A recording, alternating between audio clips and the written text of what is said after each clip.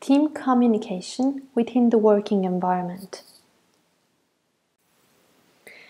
This presentation shows 3 different situations in a working team in order to introduce learners to communication within a team in order to understand how to manage interactions and relationships within the staff, analyze some typical human behaviors during conversation, try to understand their effects on team.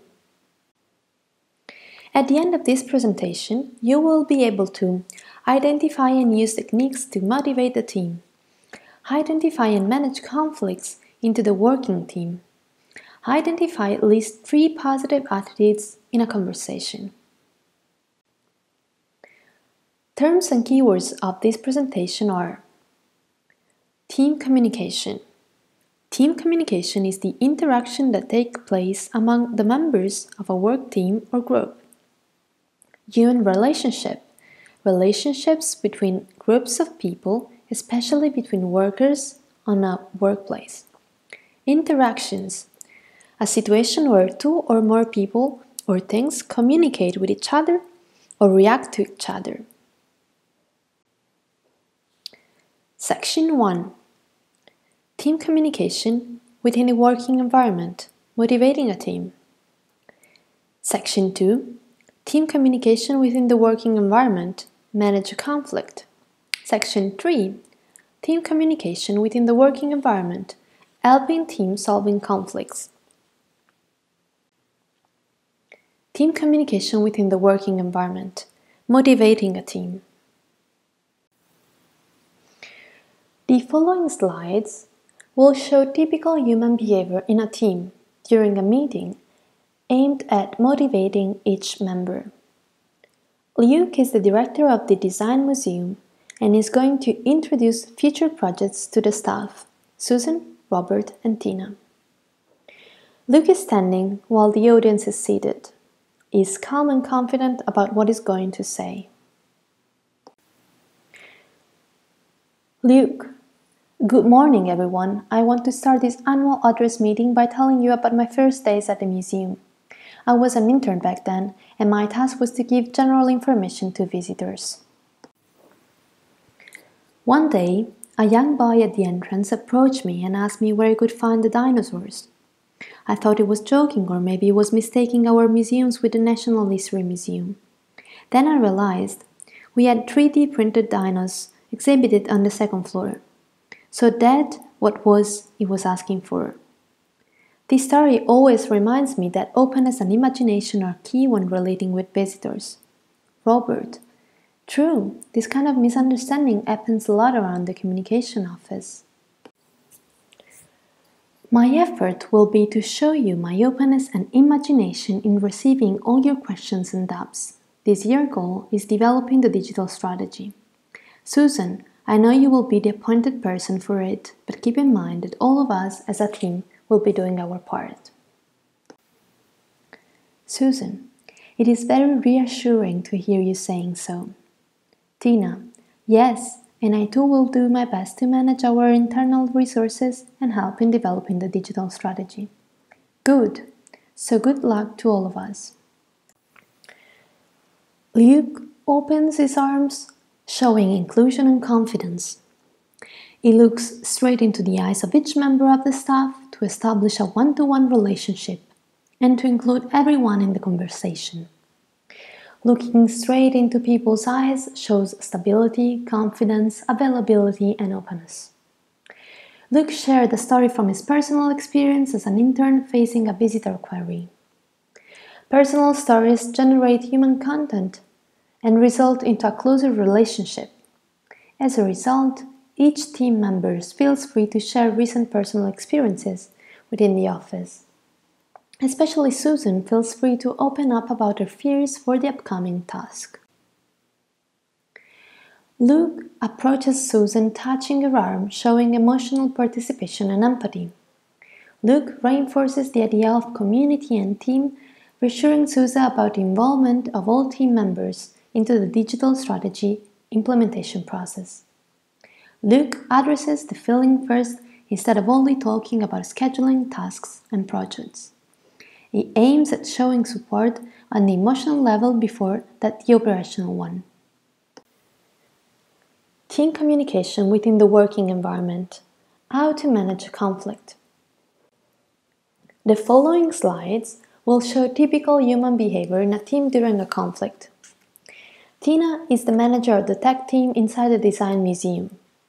She asks Susan, team leader of the tech team, to come to her office. Susan. Hi, Tina. Tina. Hi, Susan. Susan. You wanted to see me? Tina. I did, yes. Take a seat. Susan. Okay. Tina. How are you? And how are your kids doing? Susan. They are okay, thank you, and I'm fine too. Tina. Right, good. So I called you in today because there is something important we must talk about. Susan. Okay. Tina.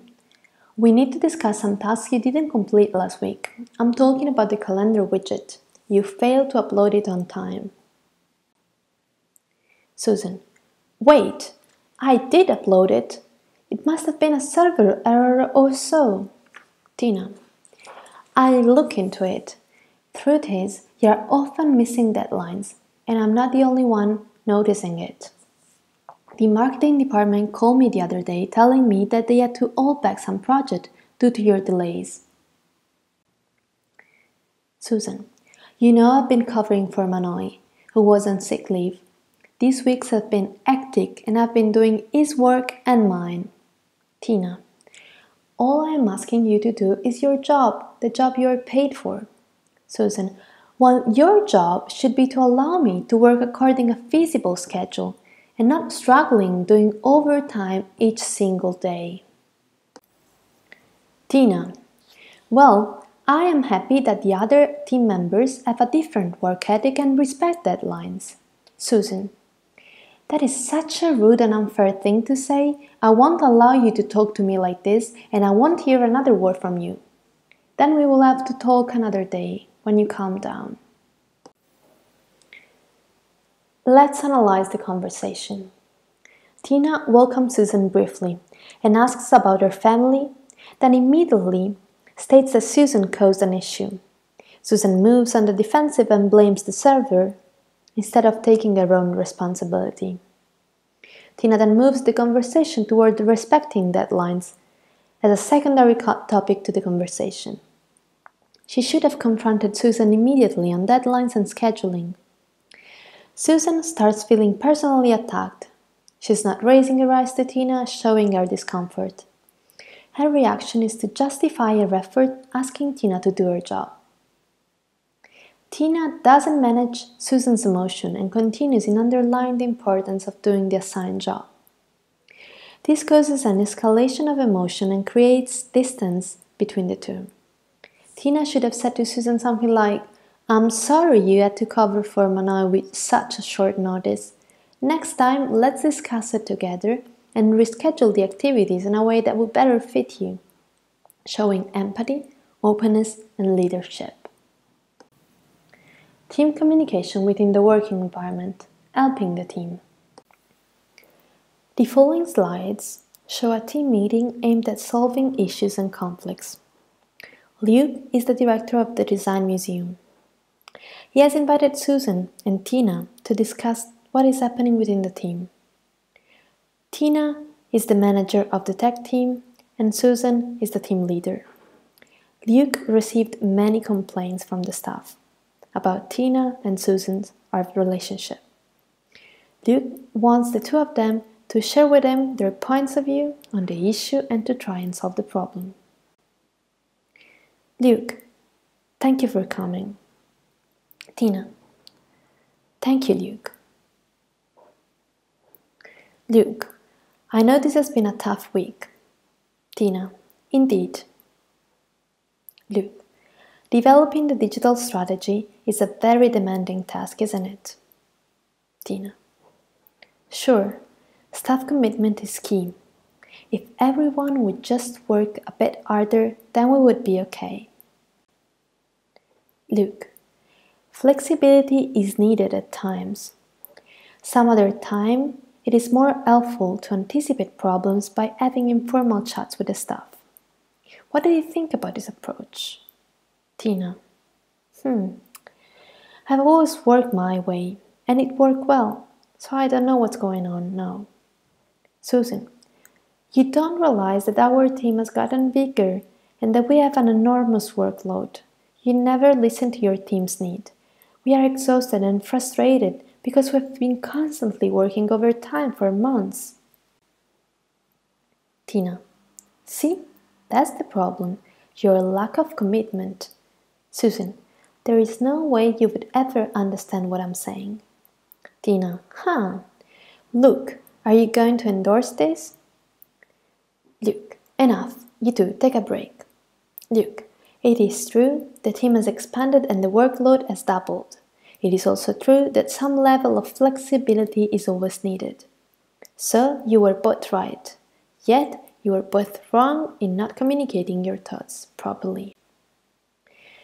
Luke, our goal is to define the best way to communicate and build mutual trust. From now on, we shall hold this meeting regularly. We will meet weekly for the next 3 months, and we will discuss both personal and professional issues.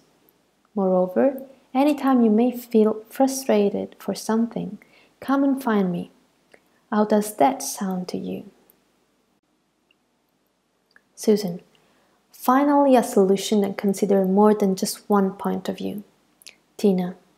Luke, this way of organizing the work is new to me.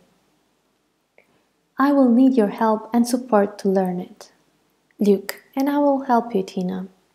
This is a learning process that will involve us all. At the end of it, we will also know each other better. Let's analyze the conversation. Luke starts the conversation asking about Tina's and Susan's week as a way to approach the topic from their perspectives, not his.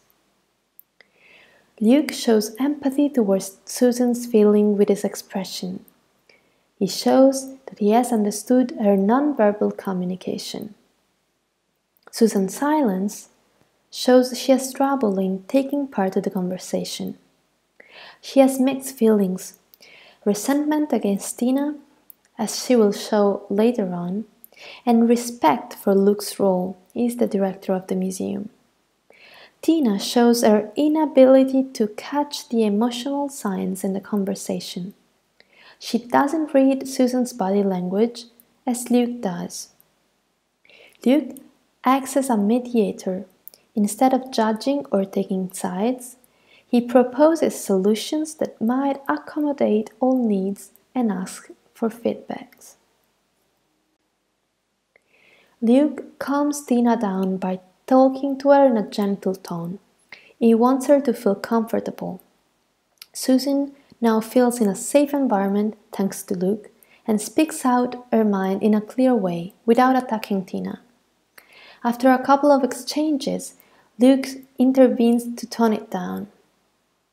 Luke proposes to take a breath as a way to change the mood, have Susan and Tina tension before explaining his suggestions.